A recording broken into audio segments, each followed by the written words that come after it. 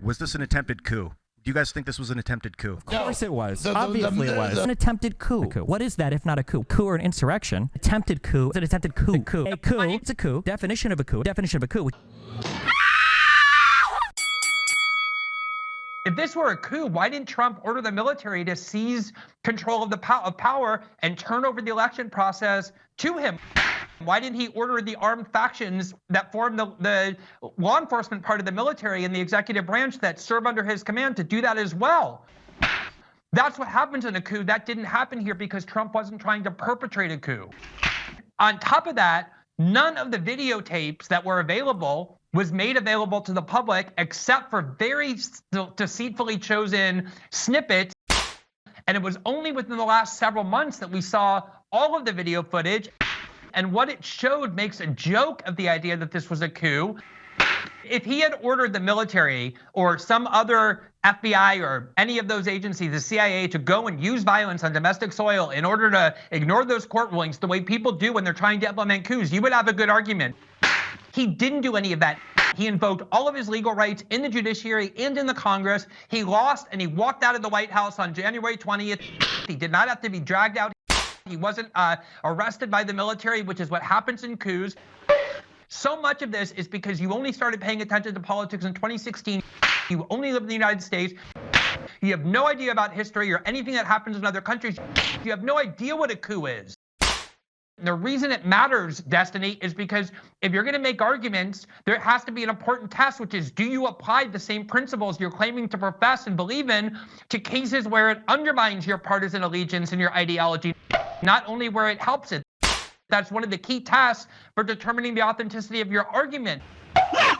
And so if you don't think the 2020 protest movement was an insurrectionary movement against the United States government, there's no way to claim what January 6th was.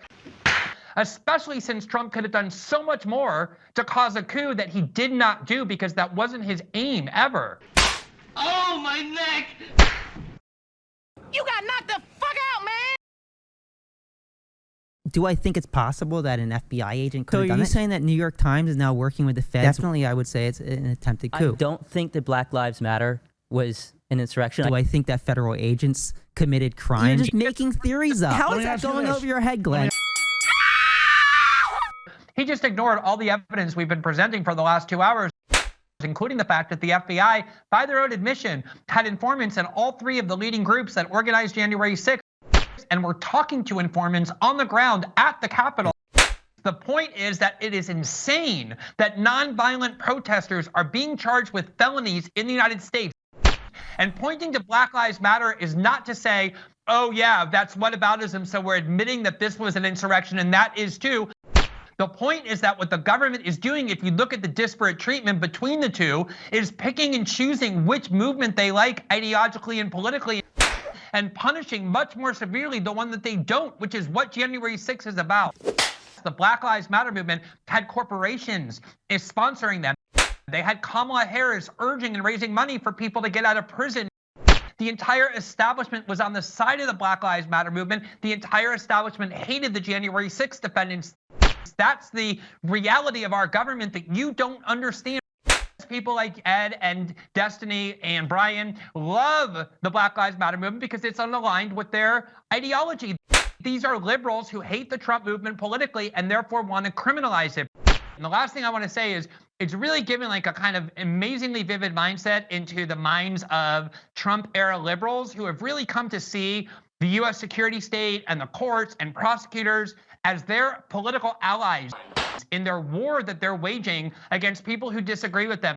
And they have this like very romanticized view of what the FBI is, what the DOJ is, how the court systems work, how the federal government works.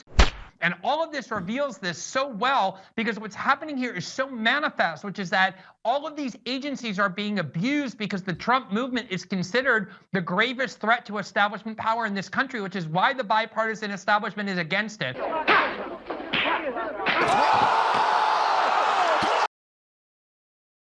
So do you think the Confederates during the Civil War were partaking in insurrection?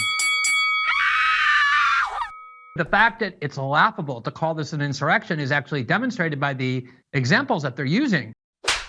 This was a 3-hour riot that was extremely easily subdued. It doesn't remotely compare to any prior insurrections, let alone to the Civil War. The only people who were killed on January 6th were 4 people, all 4 of whom were Trump supporters, 2 of whom dropped dead of a heart attack and 1 from a speed overdose, because these were not exactly a well-trained militia. The fact that this is such a minor event in history is demonstrated by the fact that the media, who needed this to be a major event, immediately started lying about what happened, saying that Brian Sicknick was murdered when he had his head bashed in through a fire with a fire extinguisher, only to learn that actually he called his mother that night. He was fine. He died the next day of what the coroner said were natural causes. Because the media knew that if you can't say that even one person supposedly perpetrating the insurrection killed anybody, pulled out a gun, let alone discharged a weapon, all of which is true, it's a joke to call this an insurrection. At best, it's a riot. And that's the reason why Trump hasn't been charged with an insurrection. The only time he ever commented on January 6th about whether he thought there should be violence or not was when he said the following. He said, "I know that everyone here will soon be marching over to the Capitol building to peacefully and patriotically make your voices heard." He urged them to be peaceful in how they went there. To the extent there was violence, I think you can make the argument that the FBI informants that even the New York Times admits were there were the ones that urged it. But even if the people who were there were the ones responsible, at best this is a riot. You could so easily make the case that the 2020 riots were a far greater insurrectionary threat than anything that happened on January 6th. Stop! He's already dead.